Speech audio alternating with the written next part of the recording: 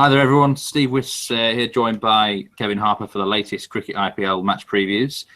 Double header on Saturday, and we start with Gujarat Lions against Sunrisers Hyderabad.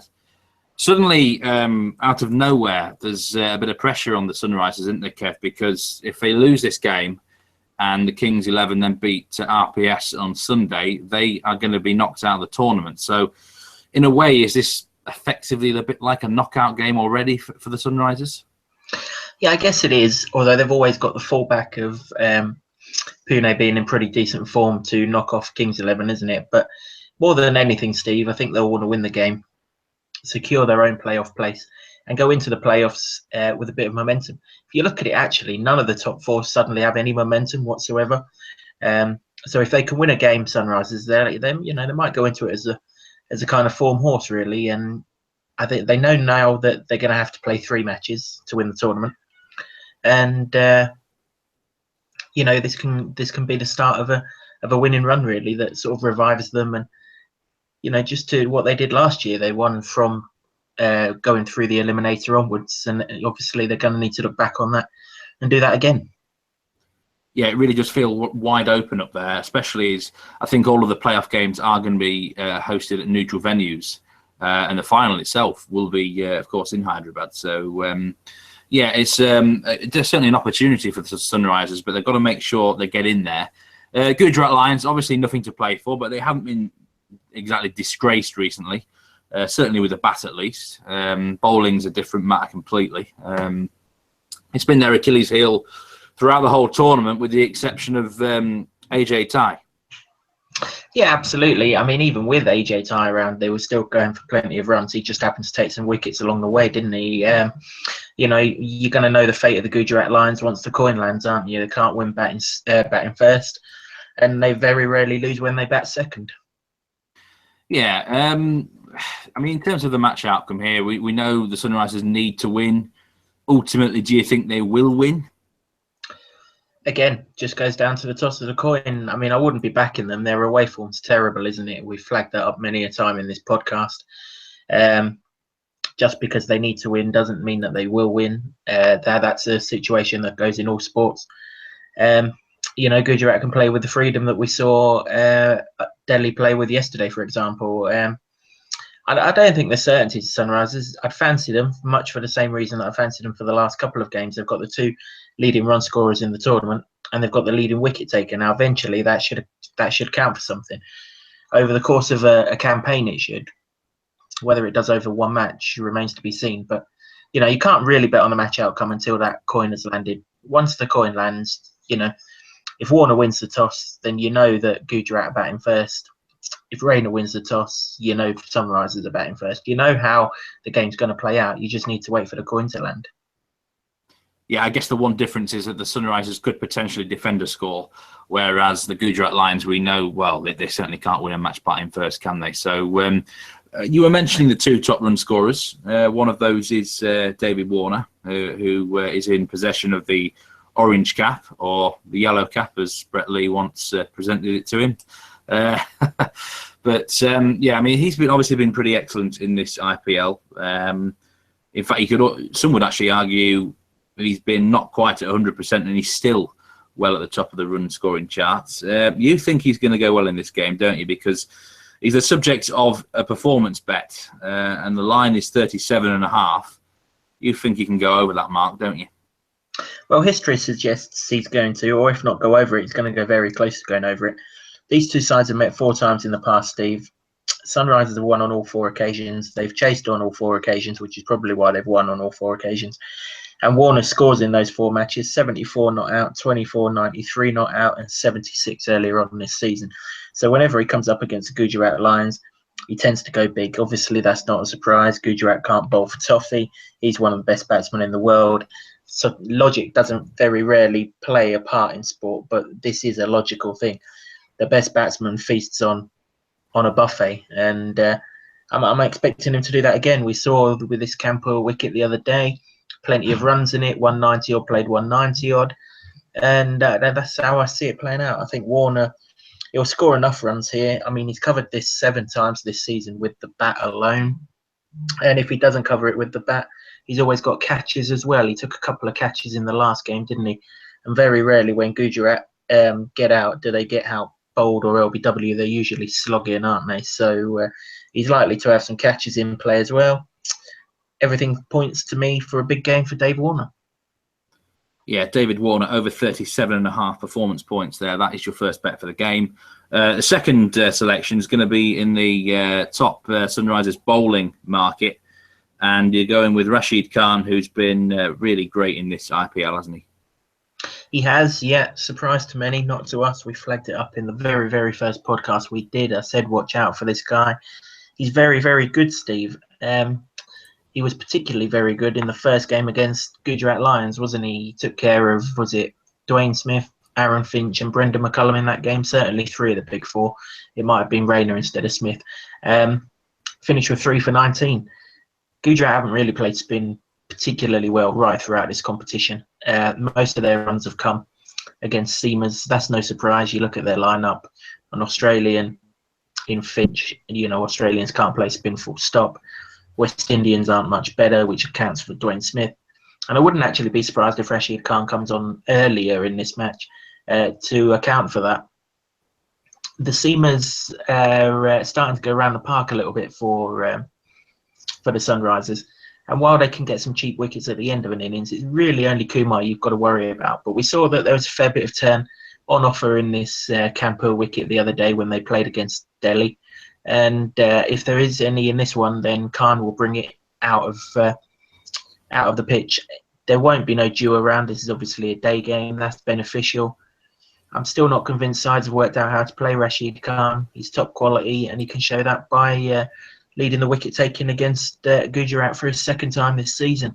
As ever, take it with someone who will pay out dead heat for a tie. We got one of those on Friday. And I'm confident that's the very worst we'll get here, just in case someone cops hold of him and belts him for a couple of sixes and damages its economy rate. Take it where the dead heats are.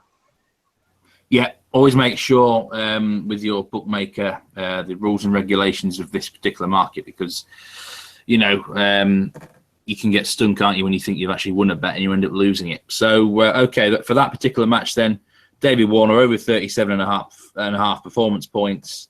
And Rashid Khan, top Sunrisers bowler. They're the two picks. Let's move on to match number 2 on Saturday. Kolkata Knight Riders against Mumbai Indians. And, this is a battle between the top two sides in the IPL at the moment, certainly the table. It could easily be potentially one of the first playoff games next week if Kolkata win this game, Kev.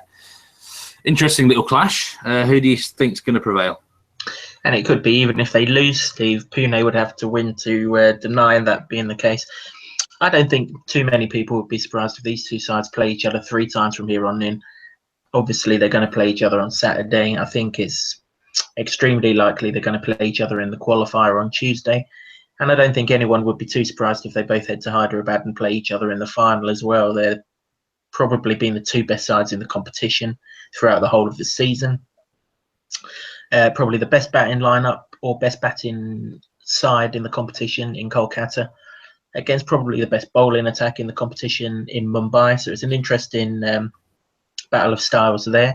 I'm not sure that will come to the fore here on what's a pretty decent Eden Gardens wicket. But certainly as we go deeper into next week, that particular battle will be one to keep an eye on. The interesting thing, though, is Mumbai's bowling is just starting to come unstuck a little bit. It's just starting to get a bit ragged. Whereas on the flip side, their batting is really just starting to come to the fore, isn't it? Two sort of innings of 200 plus in their last 3 matches. Okay, one of them was only against Delhi, but not everyone belts Delhi around the park in the way that they did. And the other one, of course, the other night against Kings 11 when they were chasing about 5.3 million and only come up 7 or 8 runs short, didn't they? So all of a sudden that batting lineup's starting to fire, and if the bowling suddenly comes back to how it was earlier in the competition, they're going to be a tough nut to crack, Mumbai. I'm not necessarily saying that will happen here, or indeed that they're a tough nut to crack here. But when we think about next week, that's something to bear in mind. Now, I'm going to start us off here with the selection, and I'm going into the performance markets, and we're going to back Robin Uthappa over 40.5. I've been weighing up this bet for quite a long time now, Kev, as you are well aware behind the scenes. He has been covering this sort of performance line quite regularly in the tournament.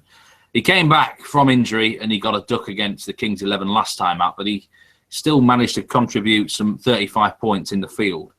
Now, I've got to be brutally honest, if he didn't take any points in the field, then I still think he could get over 40.5 runs. His form has been pretty good in this IPL, even if he does give the odd chance away. And he likes batting on this wicket, doesn't he? So, in terms of the raw batting, I think he's capable of covering it on its own. But, you know, behind the stumps, he's presuming he wicket keeps. He's actually picked up a few stumpings in this IPL. I mean, that's pure bonus, but a stumping is worth a lot of points, 25. And, you know, that is a really meaty chunk of points, if you ask me, Kev. So with the chance of that potentially happening, plus the odd catch maybe, I think over 40.5 for a tapper is well coverable. So that is going to be my selection for this game. What do you think of that one? It's fair enough. I mean, I wouldn't want to be relying on stumpings per se. I don't think Mumbai are going to come out of their crease too much.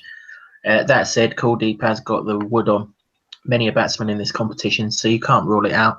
I think you'd need a significant chunk with the bat, but like you say, there's every chance he'll get it. You just hope that the top two don't go mental like they did in Bangalore the other week, otherwise there might not be too many runs on offer. But yeah, like you say, it's something you've been lining up for a while, and I expect it to be a high-scoring game, so you would think that Uthappa would contribute to that. Yeah, I'm going to have to strike now, otherwise it might be too late, to be honest, Kev. Now, your selection for the game is in the sixes market. You think over 13.5 is the best way to go here? I do, yeah. Generally, this wicket's been pretty good at Eden Gardens, hasn't it? You know, I know that they've made out an awful lot about what there is in it for the bowlers, and that's fair enough. There has been not so much anything in it for the bowlers. It's just been a bit of pace and bounce, and all bowlers are like that. So, you know, nobody's going to sort of begrudge them of that or anything. But that pace and bounce doesn't just work in the bowler's favour; it works in the batsman's favour as well, doesn't it? And they'll love the ball coming onto the bat. And you've only got to look down the lineups here to see that we've got some ferocious six hitters. There hasn't been a match here, Steve, for 10 days, so there shouldn't be any quarrels with the wicket whatsoever. He should be fresh as a daisy. And, you know, the boundary should be within range. You know, Chris Lynn's back, isn't he? He's usually good for a couple of sixes, if not more. Sunil Narayan suddenly belting them to all parts. Your man Uthappa there, Yusuf Pathan, Manish Pandey, they've all had big innings in this IPL. And then, as I mentioned, Mumbai are just starting to come to the party with the bat, really, aren't they? Lendl Simmons is a big factor in that. Nitesh Rana's had a great season. Rohit Sharma's form, we highlighted that in the last game. And Kieran Pollard, you know, he was belting them to all parts the other night, wasn't he? So there's a lot of six hitting on show here, and with Mumbai's bowling attack just starting to tail off, I fancy there's going to be plenty of sixes in this one. There's a chance here for both of them to land a psychological blow ahead of next week. They're going to meet at some point next week, whether it's the qualifier, the final, or both. Someone can land a big blow here by belting a few sixes and just putting that bowling attack out of sync, or putting some questions in the mind of the opposition bowling attack. So I think we'll see some sixes here. Yeah, I think it's quite a big game in terms of the future, because you would expect these two will meet again at some point in the postseason, and you want to get a bit of an edge on them, don't you? So yeah, your pick there, over 13.5 sixes. My selection is Robin Uthappa over 40.5 performance points. So that concludes the podcast for Saturday's matches. There's another doubleheader on Sunday as the IPL regular season finishes off. RPS against Kings 11. Potentially that could be a massive game. We will see. Delhi Daredevils against RCB. A nice dead rubber to finish the tournament off with. Okay, thanks as ever for your thoughts, Kev. Best of luck with those picks, and we'll catch you tomorrow. Cheers, Steve. All the best.